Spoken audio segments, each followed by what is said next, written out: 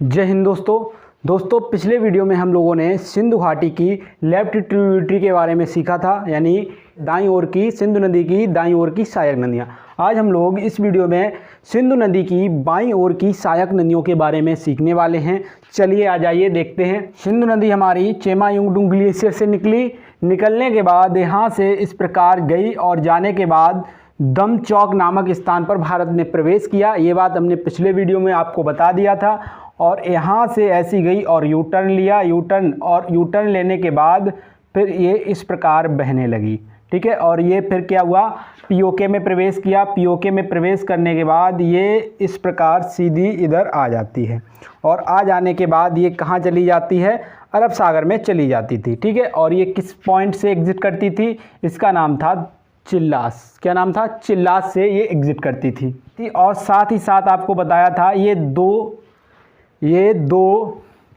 श्रेणियों से होकर गुजरती थी। एक कौन सी थी? लद्दाख, और एक थी जास्कर।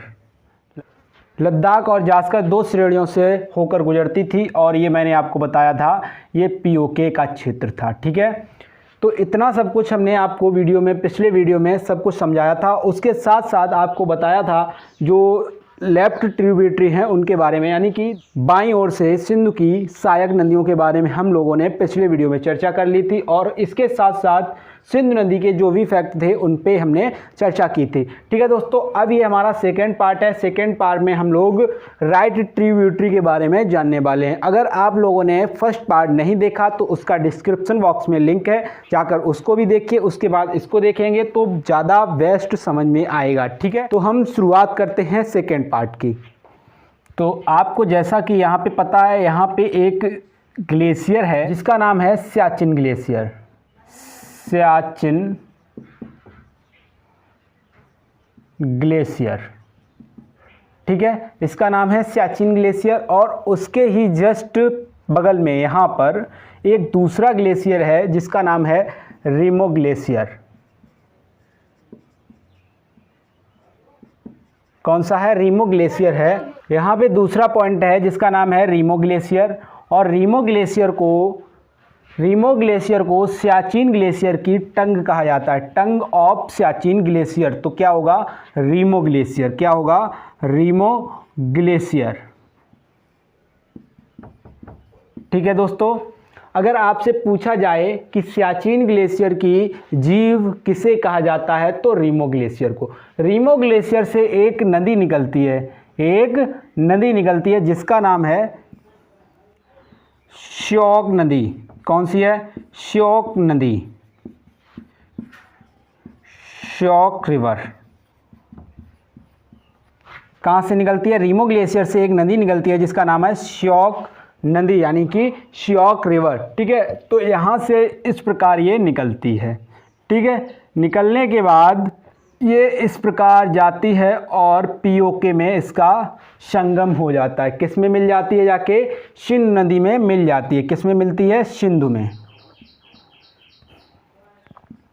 सिंधु नदी में मिल जाती है, ठीक है। इतनी बात आपको समझ में आ चुकी होगी। और सियाचिन ग्लेशियर है यहाँ पे, ये जो सियाचिन ग्लेशियर है यहाँ से भी एक नदी निकलती है। सियाचिन ग्लेशियर से एक नदी निकलती है जिसका नाम है नुब्रा नदी। क्या नाम है? नुब्रा नदी है। और ये किस में मिल जाती है?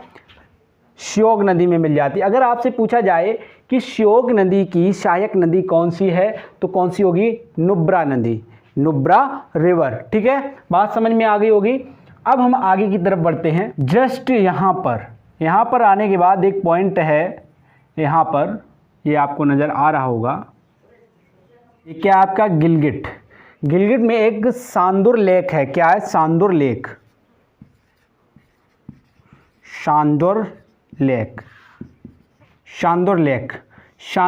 है। और सांदुर लेक से एक रिवर निकलती है जिसका नाम है गिलगिट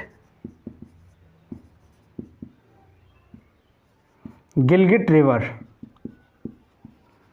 यानी कि गिलगिट नदी।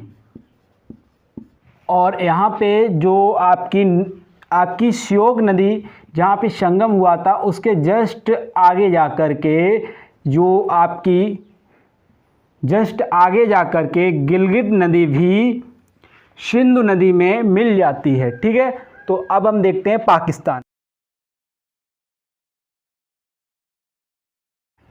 ये क्या है? पाकिस्तान है, और इसके जस्ट ऊपर क्या है? अफगानिस्तान। ठीक है, यहाँ पे क्या है? अफगानिस्तान। अफगानिस्तान। ठीक है, ये क्या है? पाकिस्तान है। ठीक, थोड़ा रिवर को थोड़ा सही से बना लें, क्योंकि ट्रिब्यूटरी हैं उनको मिलाने में थोड़ा तकलीफ हो सकती है, तो इसको थोड़ा पास कर लेते हैं। ठीक है, ये बन गई।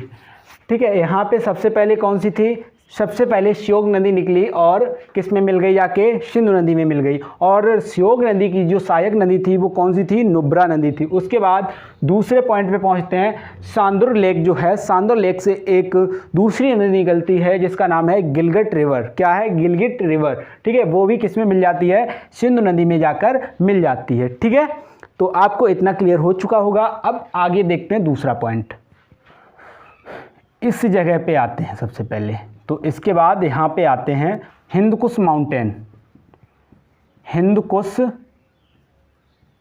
हिंदकुश माउंटेन है। ठीक है, हिंदकुश पर्वत है, और यहाँ से एक दूसरी नदी निकलती है। क्या होता है? एक दूसरी नदी निकलती है, और ये जाकर मिल जाती है सिंधु नदी में। किस में मिलती है? सिंधु नदी में मिल जाती है। और जो हिंदकुश पर्वत से जो नदी निकलती है, इसका नाम क्या है?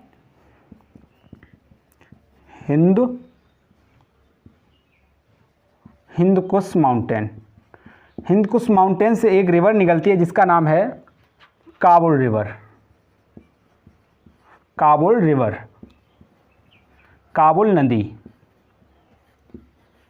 काबुल नदी जो है वो कहाँ से निकलती है? हिंदकुश पर्वत से निकलती है, और किस में मिल जाती है? जाके सिंधु नदी में मिल जाती है। और काबुल नदी की एक सहायक नदी है जो पाकिस्तान से ही निकलती है, कुनार।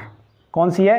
कुनार। दोस्तों कौन सी है? इसकी जो ट्रिब्यूटरी है, पहली ट्रिब्यूटरी आपकी है कुनार, कुनार रिवर। और एक दूसरी रिवर निकलती है जो पाकिस्तान से निकलती है, और किस में मिल जाती है? काबुल में आके जुड़ जाती है, जिसका नाम है स्वात। स्वात रिवर, स्वात नदी। ठीक है दोस्तों, और ये क्या है? कुनार, कुनार नदी। तो आपको इतनी बात समझ में आ गई होगी। जो हिंदुकुश माउंटेन है वहाँ से एक नदी निकलती है जिसका नाम है काबुल नदी, और काबुल नदी की दो सहायक नदियाँ हैं। एक जो अफगानिस्तान से निकलती है और अफगानिस्तान में ही मिल जाती है, जिसका नाम क्या है? कुनार रिवर है, यानी कुनार नदी है। दूसरी जो रिवर है जिसका नाम है स्वात रिवर। स्वात नदी जो है वो पाकिस्तान से निकलती है और पाकिस्तान में ही काबुल नदी में मिल जाती है। ठीक है, तो काबुल नदी की दो सहायक नदियों के नाम क्या है? कुनार और स्वात रिवर। ठीक है, और ये जो स्वात रिवर है, कौन सी है? स्वात रिवर। इसके जो आसपास के एरिया को ये सिंचित करती है, यानी सींचती है। तो इस एरिया को बोला जाता है पाक का स्वर्ग, पाकिस्तान का स्वर्ग। पाकिस्तान का स्वर्ग किसे बोला जाता है?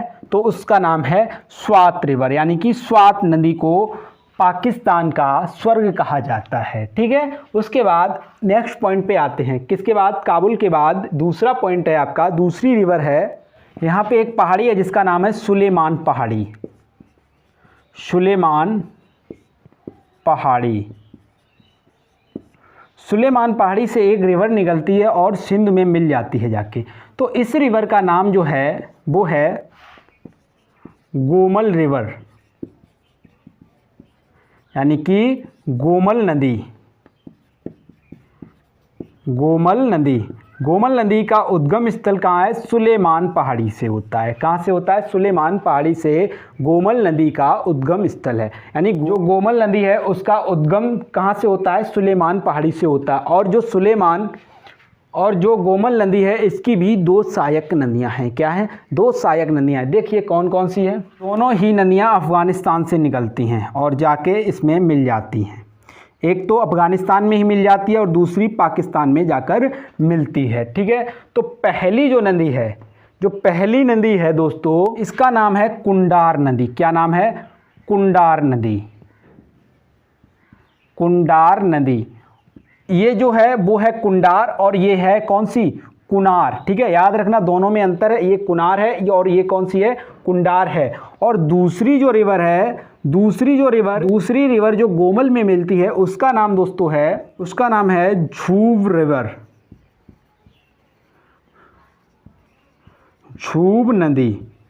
ठीक है दोस्तों, कौन सी है, झूब नदी है, जो किस में मिलती है, गोमल नदी में मिलती है। झूब और कुंडार दो ऐसी नदियां हैं जो गोमल नदी की सहायक नदियां हैं, और गोमल नदी जो है वो सिंधु नदी की सहायक नदी है। ठीक है दोस्तों, इस जगह पर यहाँ पर एक दर्रा है, यहाँ पे एक दर्रा है जिसका नाम है खैबर दर्रा। खैबर दर्रा, खैबर दर्रा ये क्या करता है, ये जो खैबर दर्रा है पाकिस्तान और अफगानिस्तान को आपस में जोड़ता है। क्या करता है खैबर दर्रा, पाकिस्तान और अफगानिस्तान को, दोनों को आपस में जोड़ता है। ठीक है दोस्तों, आशा करता हूं आपको राइट ट्रिब्यूटरी अच्छे से समझ में आ गई होंगी। ठीक है दोस्तों, मिलते हैं नेक्स्ट वीडियो में, तब तक के लिए नमस्कार, जय हिंद।